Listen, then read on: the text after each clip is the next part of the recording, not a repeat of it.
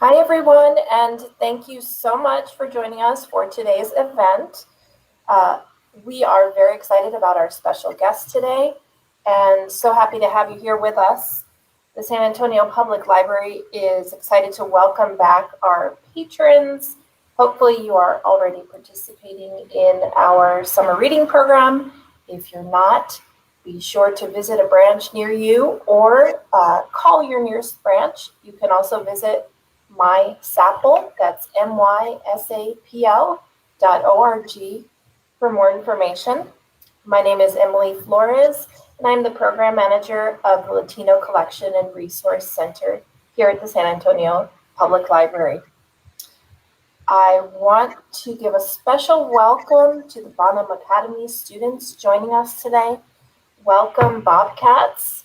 A special thank you to Family and Community Engagement Specialist Lucero Saldana, who assisted in distributing books to the Bonham Bobcats and supporting us in this program. We're really happy to have you all here today with us. And with that, I will hand over the program to Sarah.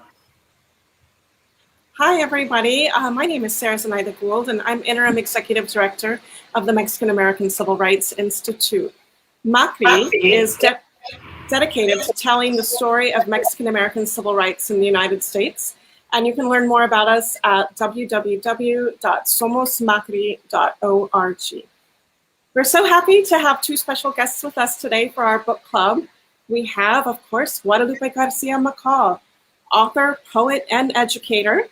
Born in Piedras Negras, Coahuila, Mexico, she moved with her family to Eagle Pass when she was 6 years old.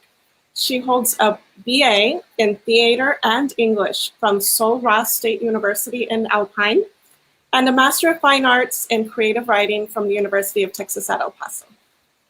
She currently serves as an assistant professor of English at George Fox University in Newberg, Oregon. And in 2012, she received the prestigious Hura Bupre Award for Excellence in the Portrayal of the Latino Experience in Children's Literature. We're so happy to have you with us.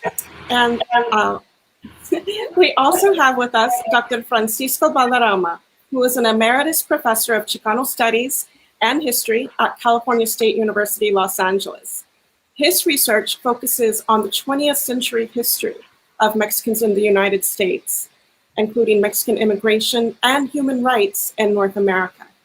He's co-author of a book called Decade of Betrayal, Mexican Repatriation in the 1930s, which is a history of the repatriations of people of Mexican descent, including US citizens, during the Great Depression, which is a history that's at the heart of Ms. McCall's book, All the Stars Tonight. So I would like to invite you, Dr. Balderrama, to tell us more about the historical context of the events that happen in the book, All the Stars Tonight.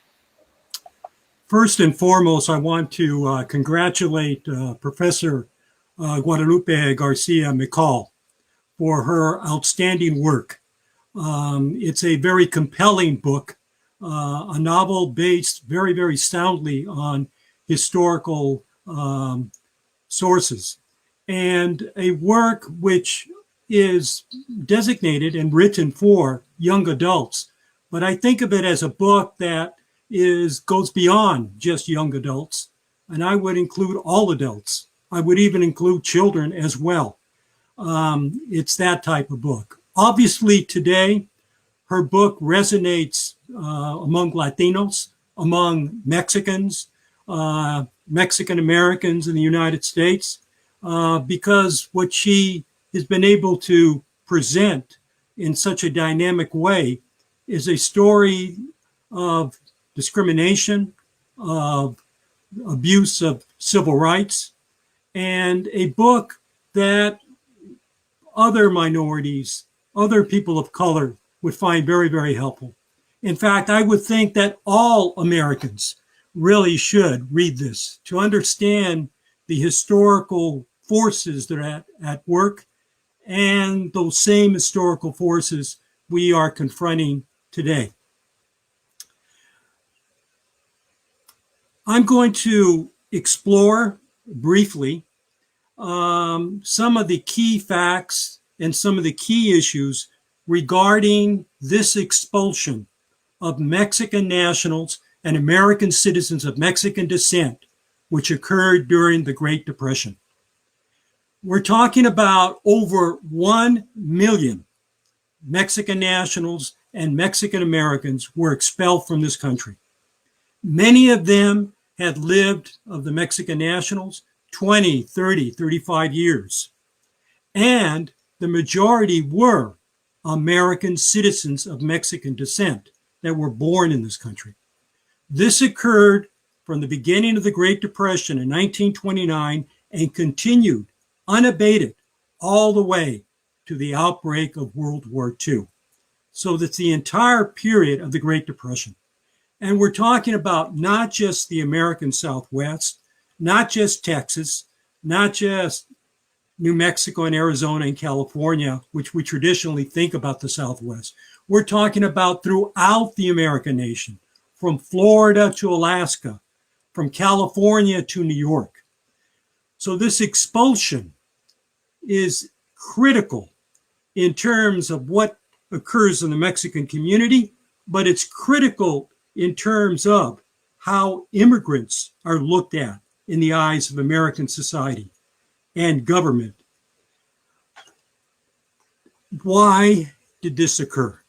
I think the big reason behind it is the Great Depression.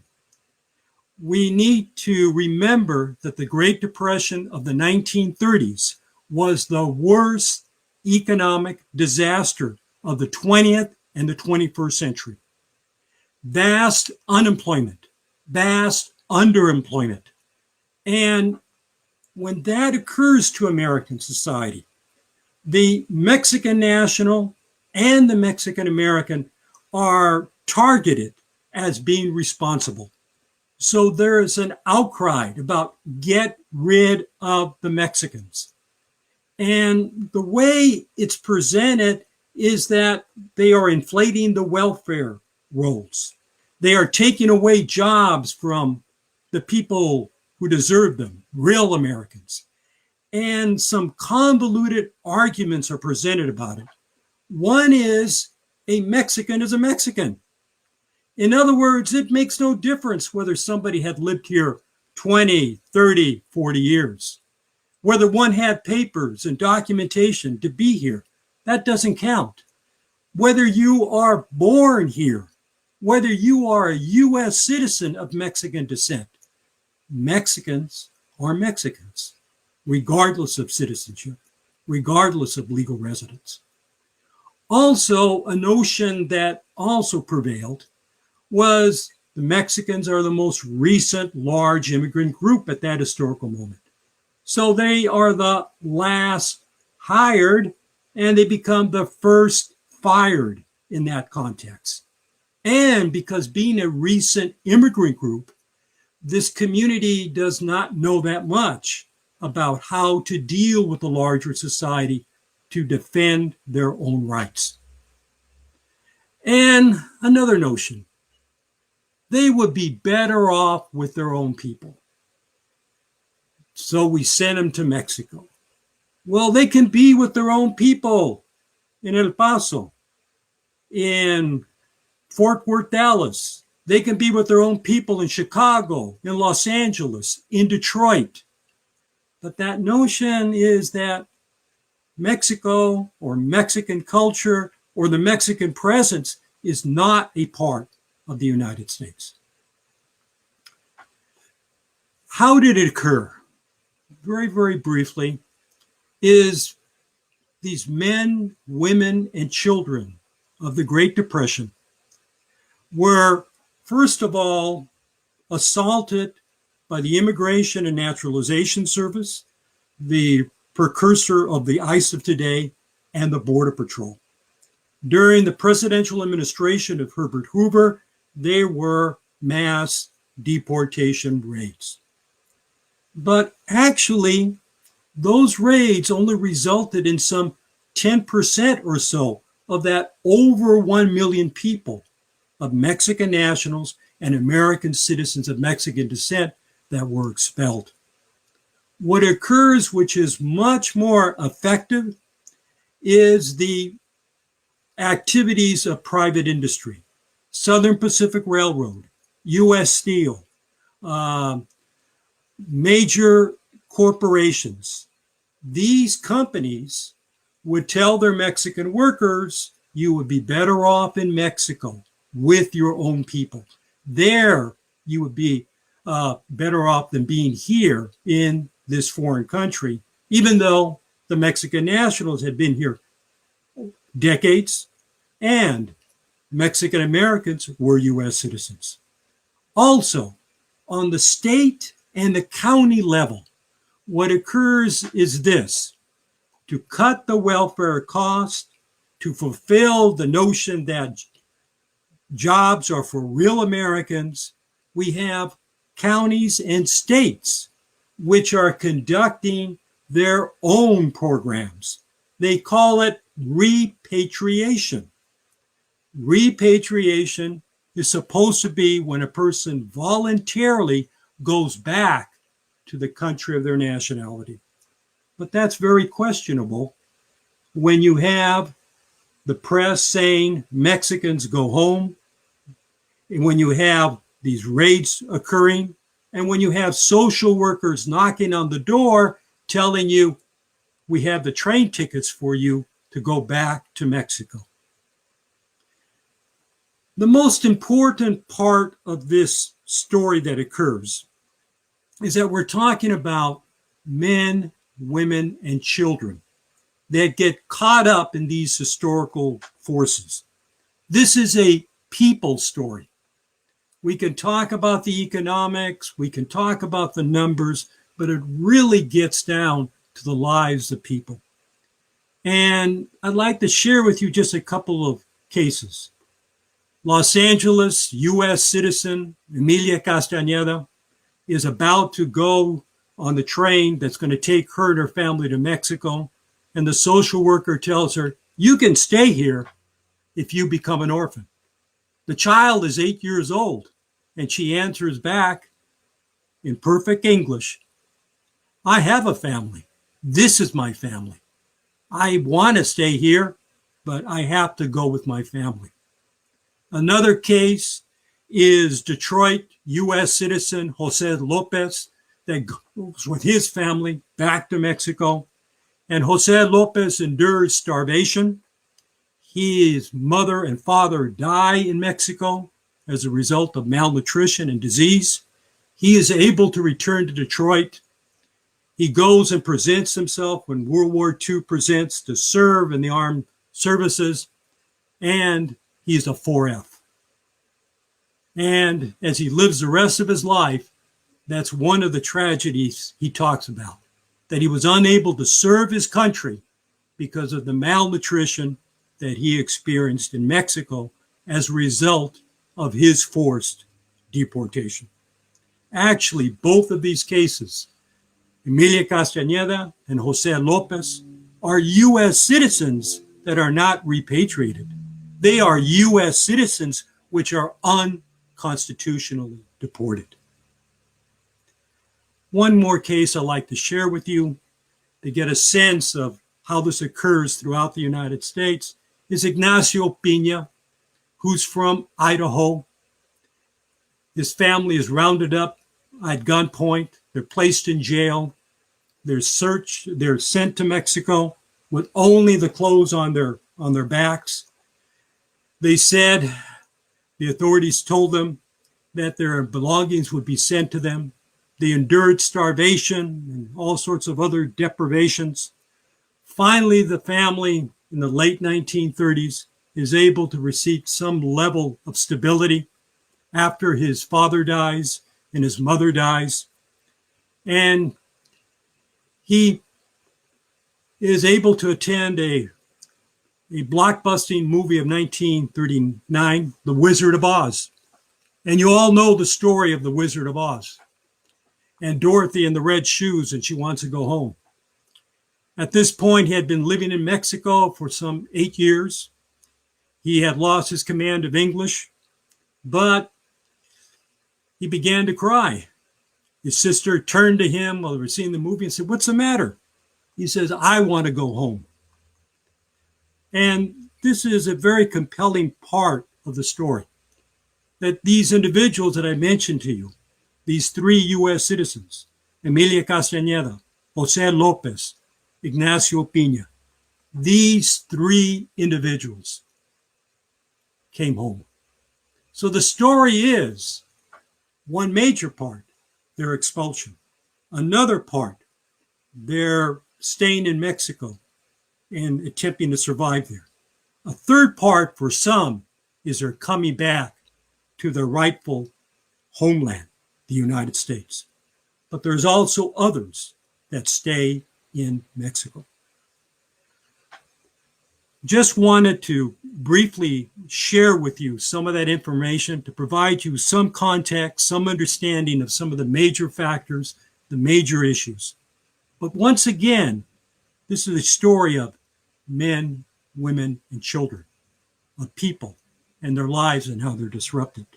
And what I'm so delighted by is that Professor Garcia McCall's book takes that story and makes it a dynamic, engaging one for all of you to read. Thank you. Thank you so much. And now Professor Garcia McCall will give a brief presentation with some background information on All the Stars Denied. Thank you. And thank you, Francisco Balderrama, for a beautiful, beautiful introduction. I really appreciated your book, but I think I'm going to share some things and how that came about in a minute. Let me get that done. There we go. Can everybody see my screen? Yes? Yes. Okay. So I think this was all serendipity because I was actually researching for my other book, Shame the Stars. And I was researching 1915 lynching of Mexicanos all along the border of Texas in Hidalgo County. And as I was doing that research, I saw this one particular picture that you see here. We serve whites only, no Spanish or Mexicans. And all of a sudden, I had a memory come back of my father who came to the United States to work here with his little letter in the ranchos. And he said that one of the things he always said was that he hated seeing these signs. No, and he specifically said that one of the signs he hated the most was the one that said, "No dogs are Mexican allowed." And he said one of the things that really bothered him about that was the fact that Mexicans were listed last. And he said, we're no better than dogs. We're below dogs in this country. And so he would go on these rants about all the injustices that he had seen in the 1950s. But then he would also tell us that his father, my grandfather, who had also been living in the United States, had also seen many injustices.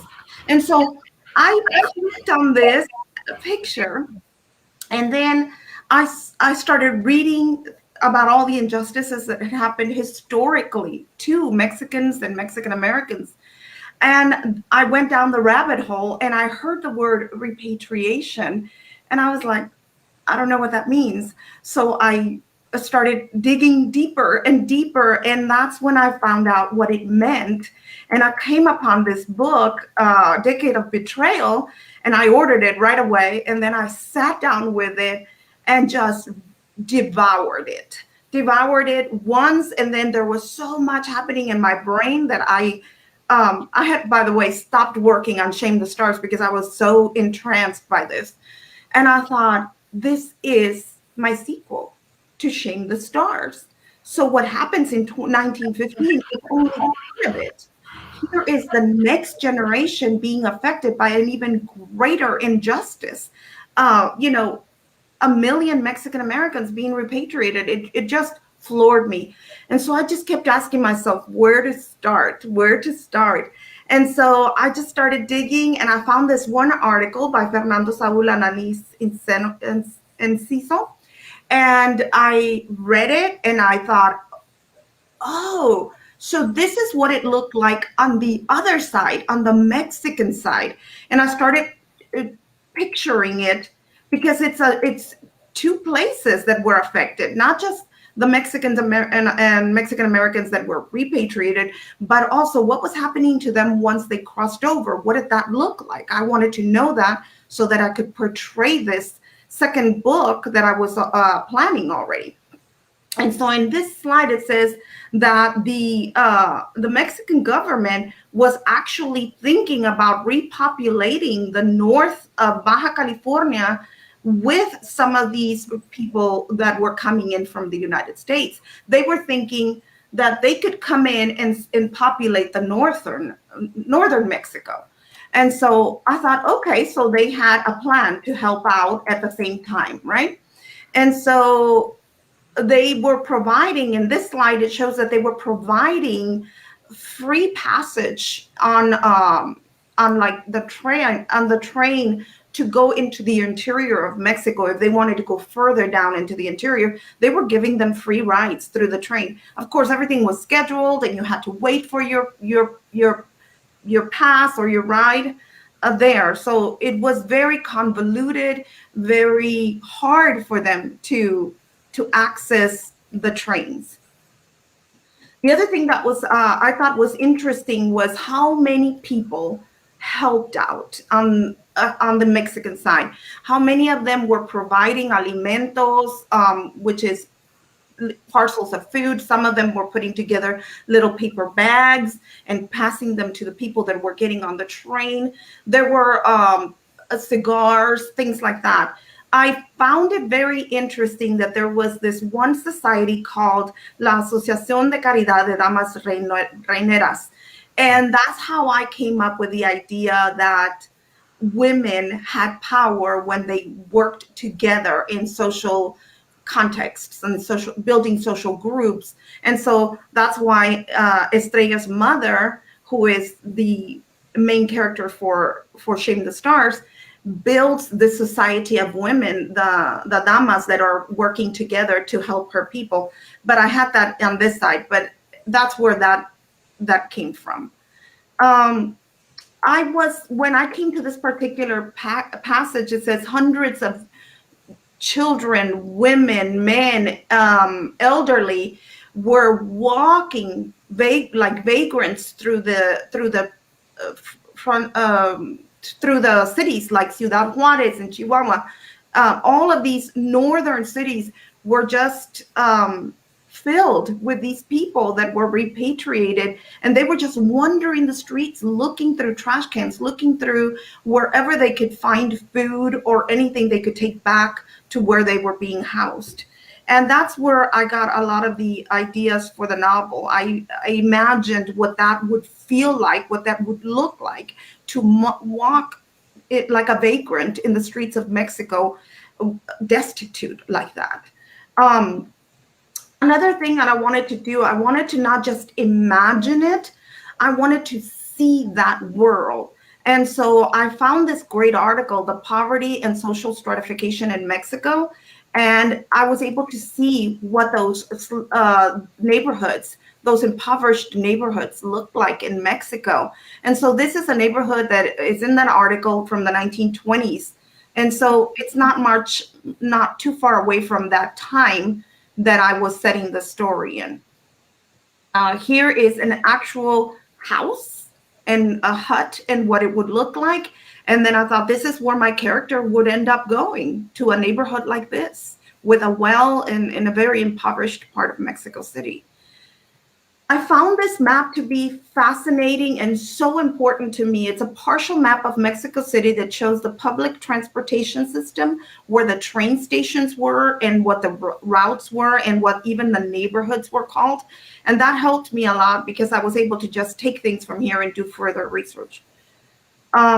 Another thing that I wanted to do, not just imagine and see and beyond the envisioning, is inhabiting that world and asking myself little questions like, what would it look like to have to buy a pair of shoes if you had been picked up in a raid and your shoes were not your good shoes and now you needed good shoes, what would that look like?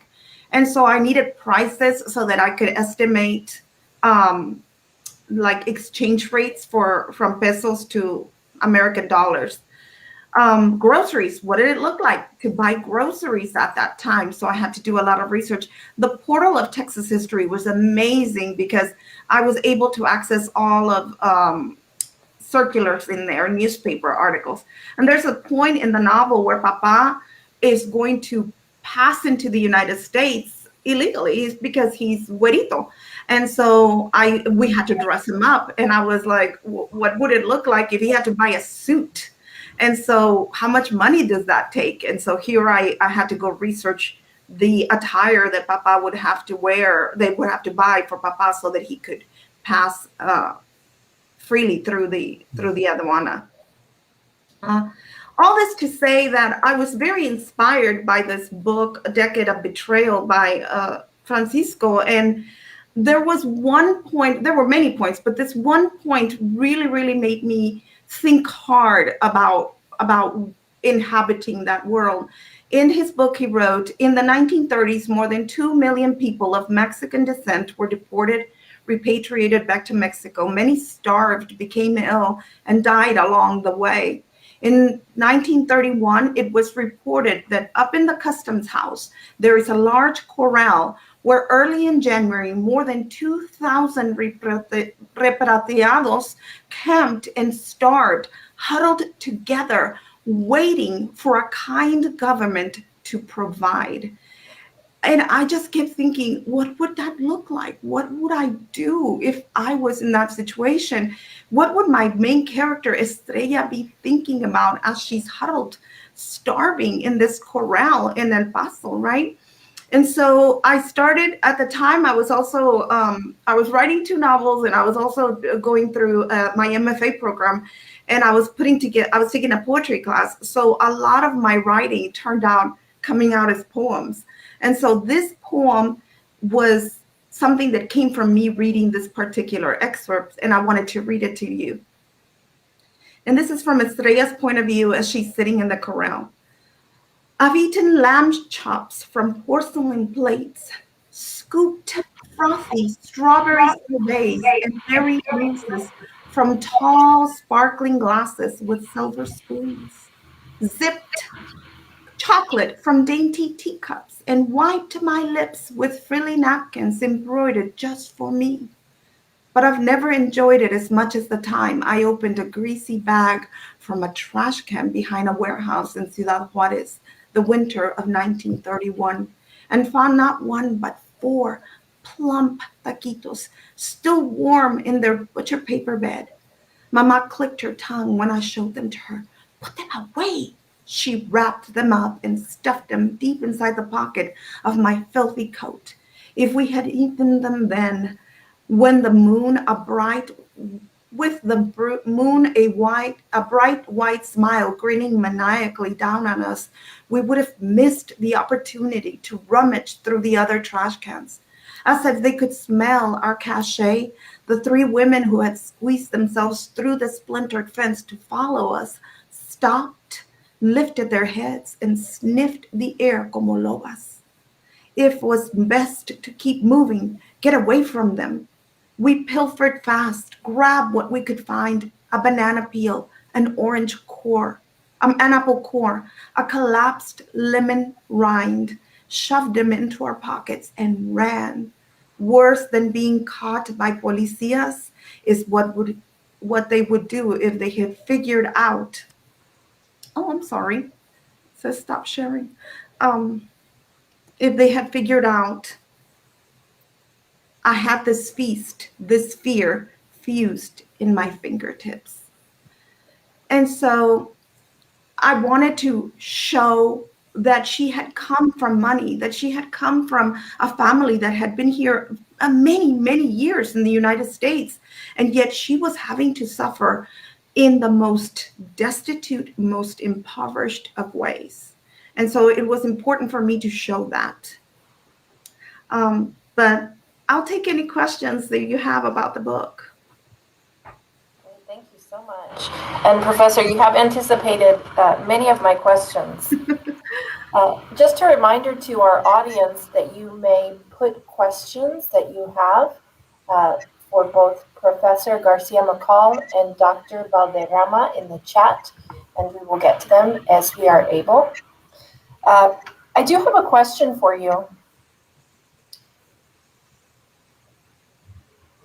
Writing provides a refuge for Estrella, and self-expression helps her make sense of what's happening around her.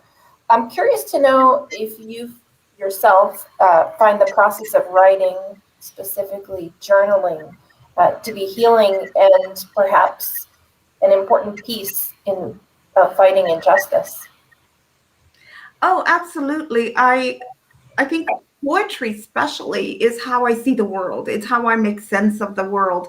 And I think it was really important for me to show that with Estrella, because she takes the natural world and what she sees happening, things like a grackle eating a worm, and she sees how people are. She sees the nature of the beast in us, the nature of the of who we are at the core.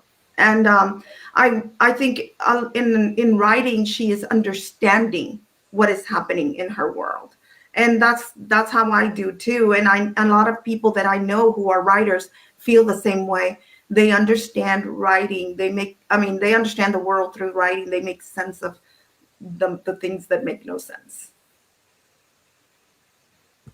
Absolutely. Considering that we have a large number of students in our audience today, could you speak to us a bit about your path of toward becoming an author and how you found this passion of yours? I became a writer the minute my father put a pencil in my hand. I was 5 years old and I lived in Mexico. And he had been telling me, because I'm the oldest, that we were coming to the United States so that I could go to school here. And that was the only reason to come. And so he had been teaching me the English. He called it el inglés, the English. And so one night he said, it's time to put it on paper. And he put a pencil in my hand and he put his hand on my hand and he showed me how to make this design. And then he said, the S is a serpiente sitting up on its tail. And then he put the little snake mouth with the forked tongue, and the little tail made it into a rattler. And I was like, oh my God, this is it. This is what I want to do for the rest of my life. I just want to make magic with this pencil. And so that was always something that he me alababa mucho. He would always make me feel really good about my writing. And so from a very young age, I knew that I wanted to be a writer, but I really didn't get serious about it until I was writing poetry with my 8th graders. And they challenged me to write a poem a day with them. And so at the end of the 30 days of this poetry unit, I had a bunch of poems. And this went on for years and years and years. And that collection of poems is what I sent to Lee and Low. And that's what became my very first book. So my journey was long.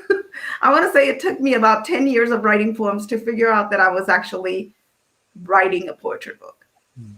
Wonderful. I love the anecdote with your father. In the author's note at the end of the book, you state that in order to stop the cycle of injustice, we must learn from past injustices. What steps can we take to do this? I think reading as much as we can. Always dig deeper. You see a picture like I did? Click on it. Dig deep. Find the information that will feed the hunger for understanding why we are in the situation we are. Because it's critical that we inform ourselves and that we understand historically how we got here. We have an audience question asking if you are planning to write a sequel, another sequel. I actually am. I just haven't gotten to it because I have so many other projects that are, I have 4 books coming out within the next 3 years. So I've been a little busy, but I do want to create the next generation in the 1950s, because there was yet another big injustice that I don't want to disclose yet. But yeah, I have something in mind. Wonderful. We're looking forward to it. Who is Estrella based on? That is another audience question. Estrella is the best of me. Estrella is the person that is so courageous that I can only wish that I someday become that person, the person who writes, but who defends with her writing. So she is my better alter ego, the person that I want to become someday. Both Shame the Stars and All the Stars Denied, of course, take place in Texas. I'm curious to know in what way Texas inspires your writing. Texas has been my home since I first came from Mexico. It is a wondrous place. It is a place where I found community. I found people who taught me how to speak the English and never gave up on me. It is home. I'm teaching in Oregon, and yet I have a house in Texas because I just cannot stay away.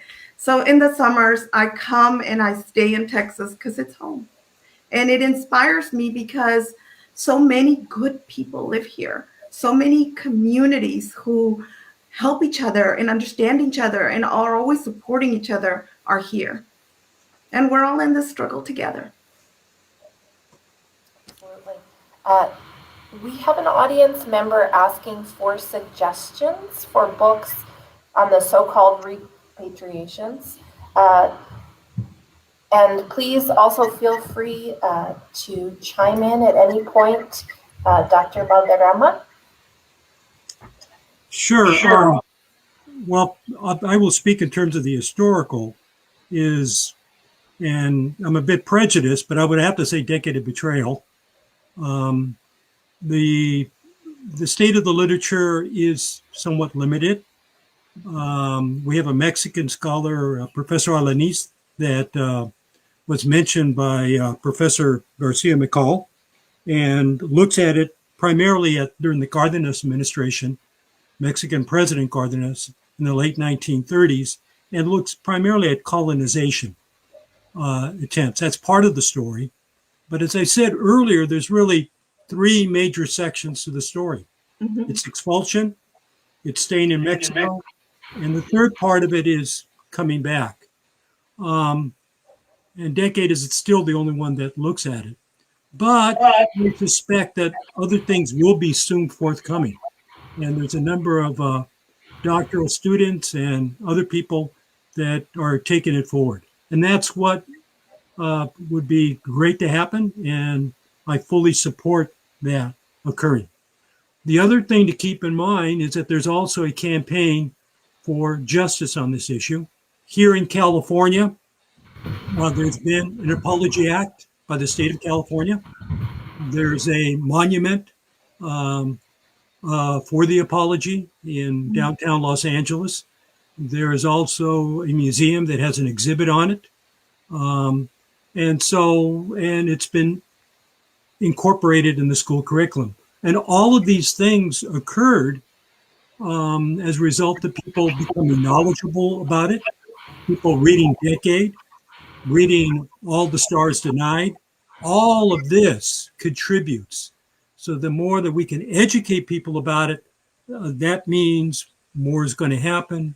And I think I really am speaking most in place of the survivors and their families, the people that went through this, those men, women, and children that went through it. Mm-hmm. And sometimes there's talk about reparations for what people faced. But in all the oral history interviews that I've done with people that experienced it and their families, they usually make the comment that we don't want money for ourselves because there's nothing that can really compensate us. Rather, what we want is for people to know about this issue. Mm-hmm. And so if anything like that would ever move forward, I mean, they would want more museums that have exhibits on this. They would want this more incorporated in school curriculum. So that, Professor Garcia McCall's book, should be part of the school curriculum. I also didn't find a lot of things on it. And so it really fills my heart with hope to hear that there are students studying this and trying to bring it to light in other ways. I think it's really important that we continue that effort to educate the masses, educate everybody. Right. Because I didn't know anything about it. And I actually, my father was still alive at that time, and I asked him about it. He didn't know anything about it either. So as much as we think we know about our history, we really don't. And we need to not be the only ones learning about it. It should be a national effort too.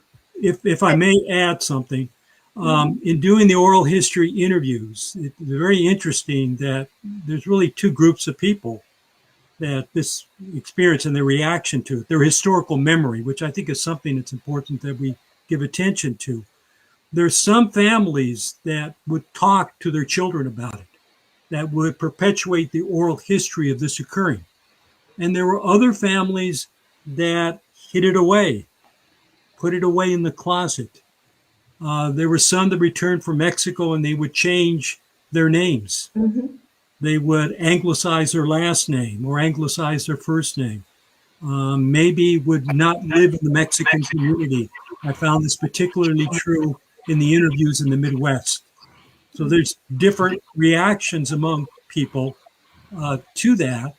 And, there's also many Mexicans in Mexico and Mexican Americans here that don't have any recollection at all. An audience member asked, why do you think this time period and the events described in this book are not more widely known? Fear. I think that the people that it was happening to were afraid, and rightly so.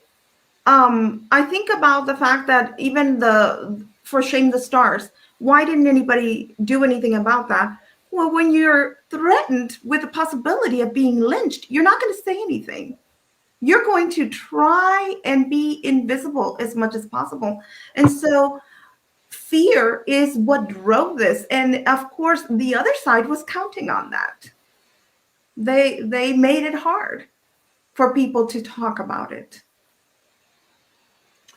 Yeah, I would add also is that those that returned, it's almost creating a third life. They built a life here in the United States. They went to Mexico. They constructed a life there. And then they come back. For some, they didn't come back because they were too old. And, they couldn't do it. And so they come back, and there's a third life. And the vast majority had very limited resources. And so they are in a mode of, just survival. And so they had no, resources to do that. In California, we got legislation passed, bipartisan, through the state legislature, and went to the governor. Governor Schwarzenegger was at that time the governor.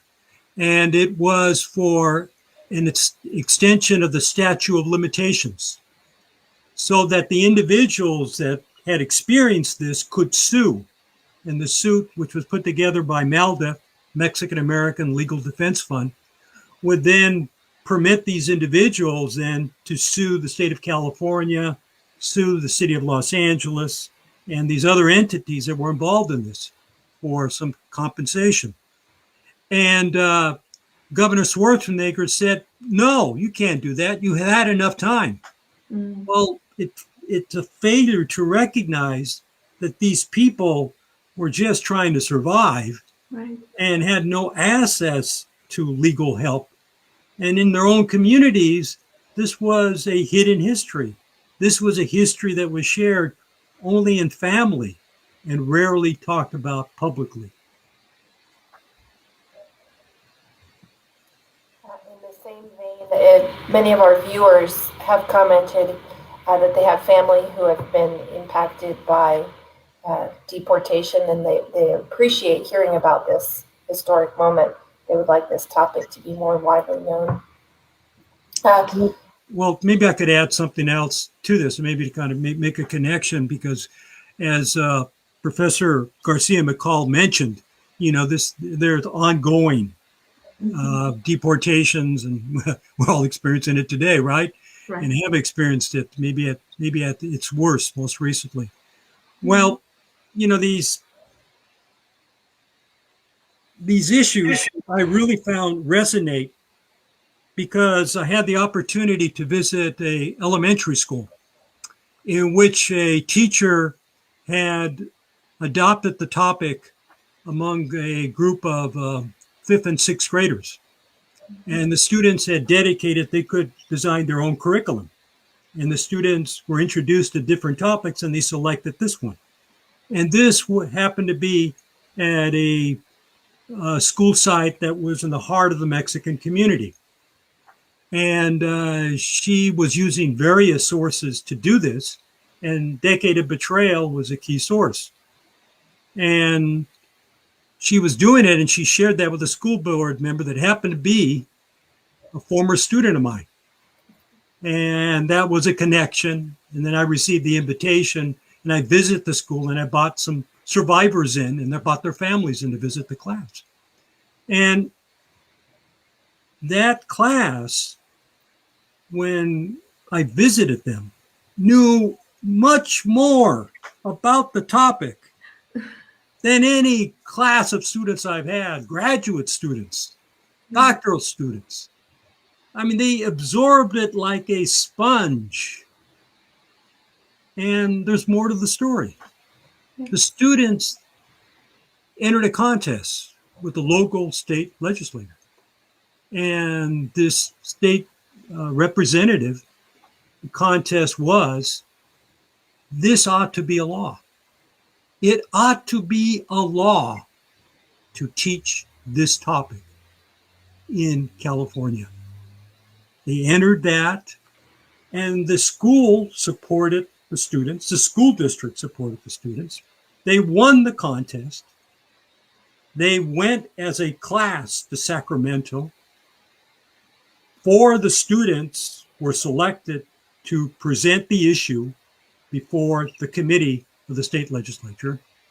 I myself also spoke, and a survivor spoke as well. And I'll be frank, I've been to the state legislature about 5 times on the same issue, and I've spoken. But those children, those 5th and 6th graders, they're speaking about the passage of that bill. And every member of the, and we had an audience there in this committee, about 300 people. And every member of the class went up to the microphone as well.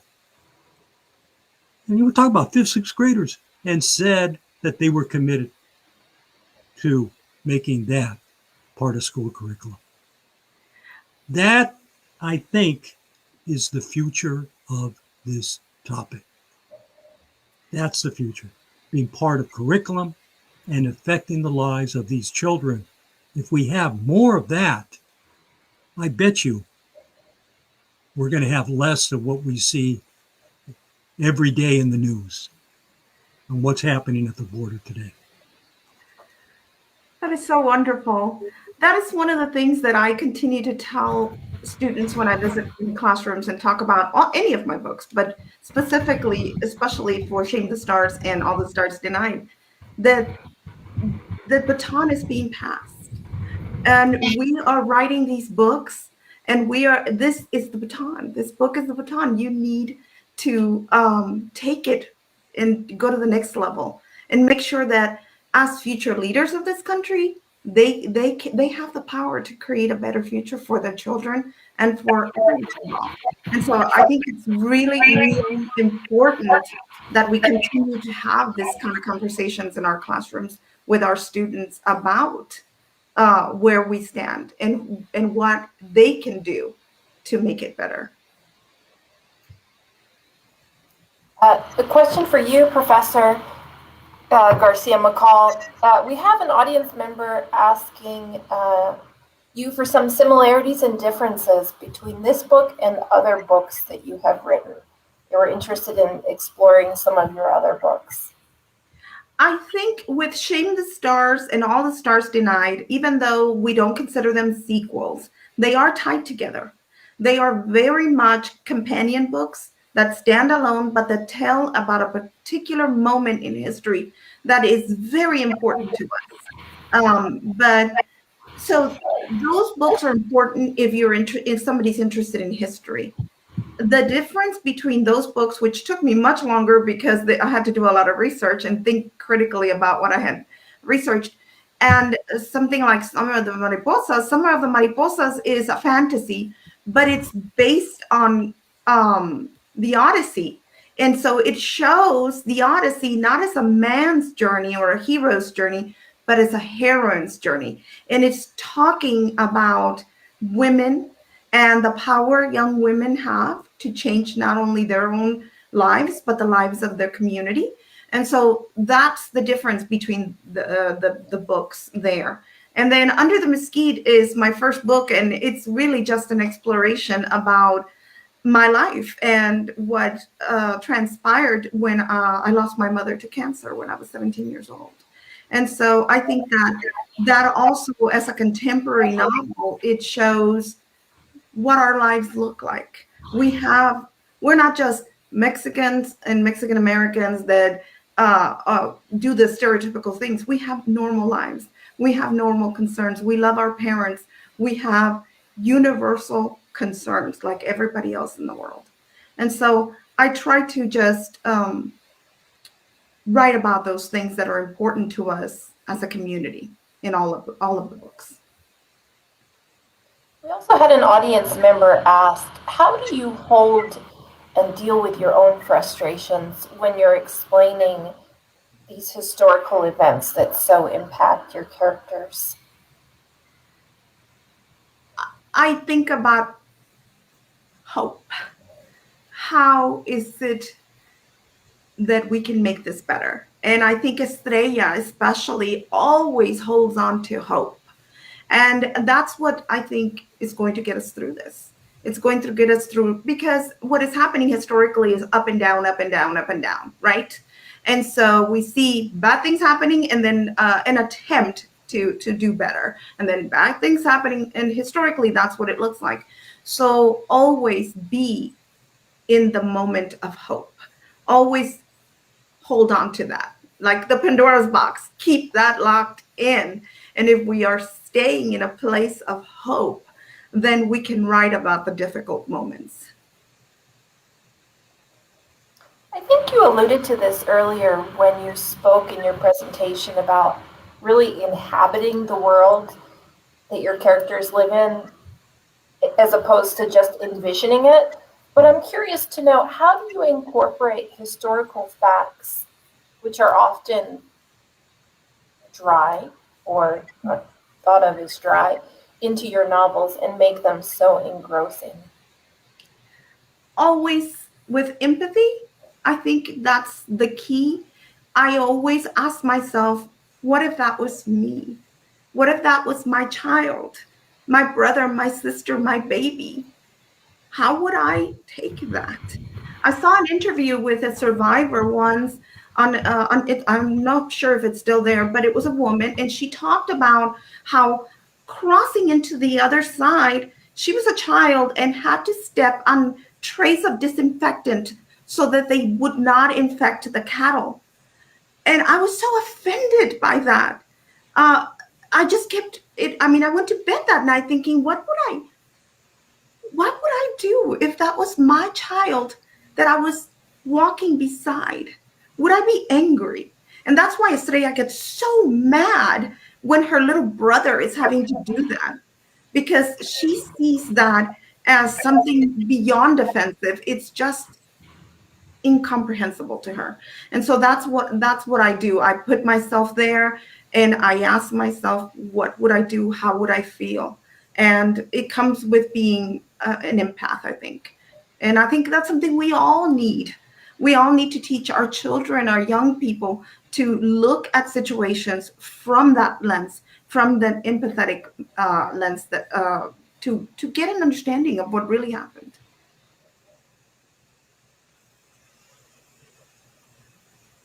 Absolutely. One other audience question that we had earlier, and I know that you had mentioned you didn't quite want to let the cat out of the bag yet, but future subjects that or historical moments that you are considering writing about. And I will pose that question to both you, Professor Garcia McCall, and you, Dr. Balderrama, as well. I'll just say that the one that I have planned is during my father. My father came in the 50s, and I found it fascinating that at that time we had the Wetback Project, and I find that word so offensive. The fact that it was an actual thing written about in documents is just beyond my understanding. But he spoke often about that. And so I think the next generation is Estrella's children will deal with that. And that's where I'm going. Because I could keep going backwards or forwards, because every 20 to 30 years it happens again. So I think the next one is that one for me. I just wanted to acknowledge that we've seen a number of comments in the chat about the current political kind of clampdown on speaking about wider, fuller histories, incorporating the stories of people of color in the classroom. And I also see that there are quite a few teachers in the audience, and I know that is got to be incredibly frustrating for teachers right now who are trained and know exactly what it is they should be teaching to students, and to have people who are not trained teachers trying to legislate what they can and cannot teach. I know how frustrating that must be. And I just wanted to say that MACRI is committed to continuing programs like this, in which our goal is to tell these fuller stories. We want these stories of Mexican American civil rights history to be widely known. And of course, we want them taught in school, but if that's going to be a little difficult this next year or beyond, we will continue to be here to offer this service for teachers and students. Absolutely. I know it's a rough time for a lot of people. Yeah. And I'm sorry, Emily, I didn't mean to jump in. Oh no, our questions do seem to be running low. Yeah, I think we may have run out of questions, but I do want to just thank Emily and the San Antonio Public Library for partnering with us today so that we could bring Guadalupe Garcia McCall and Francisco Balderrama together to talk about this fantastic book, All the Stars Denied. The book was written for middle schoolers, but I also saw in the comments some people saying that they had just finished reading it, or they were reading it right now, and I know these folks are a little beyond middle school.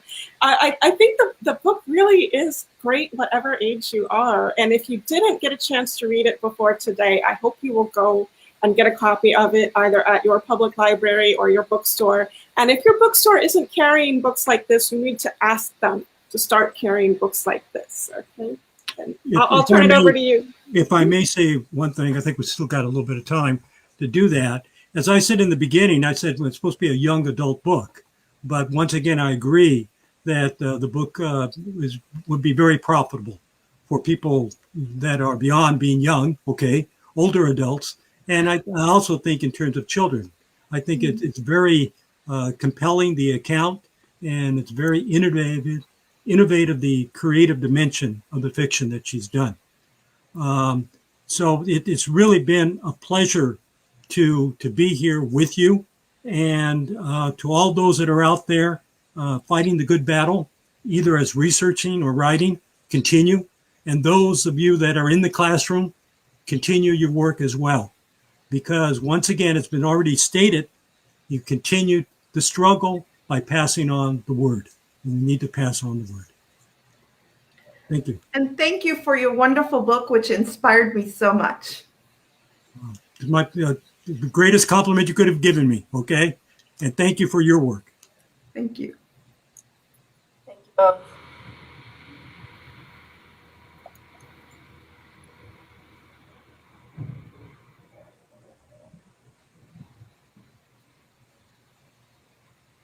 So thank you everyone for joining us today.